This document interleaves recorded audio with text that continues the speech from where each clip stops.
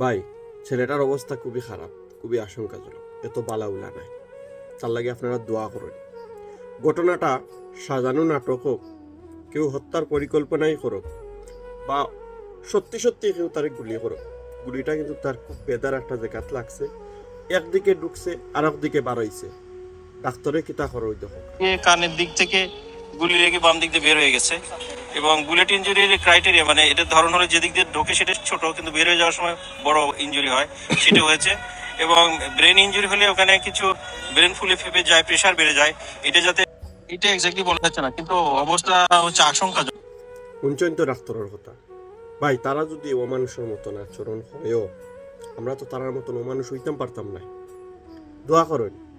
একটা মানুষের জীবন লইয়া রাজনীতি নাই, জীবন লইয়া খেলা নেলা নাই। তারা হয়তো মানুষ মরলে আশা আশি করে, আমরা এটা করার দরকার নাই। এ জীবিত ফিরতাক, পরে আসল ঘটনাটা বার হোক যে এটা কোনো সাধারণ নাটক আসিল না কোনো রাজনীতি পরিকল্পনা, বা সে ইচ্ছাকৃতভাবে তারে হত্যার পরিকল্পনা করছে, মারছে। আসল ঘটনা আগে একটা মানুষ জীবিত হইয়া ফিরতাক।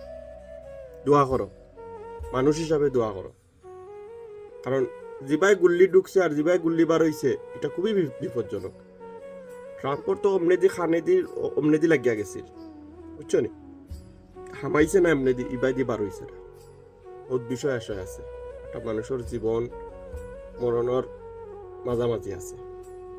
দোয়া করো আল্লাহ তারে সুস্থ করতা, কুদরতিভাবে তারে শিফা দান করতা। নালে কিন্তু আসলে কষ্ট করছে, বহুত কষ্ট করে, কিন্তু বাঁচিয়ে আইলে এমপি নিশ্চিত থাকো। আর রাজনীতির মূর ঘুরি যাইব এই ঘটনায়।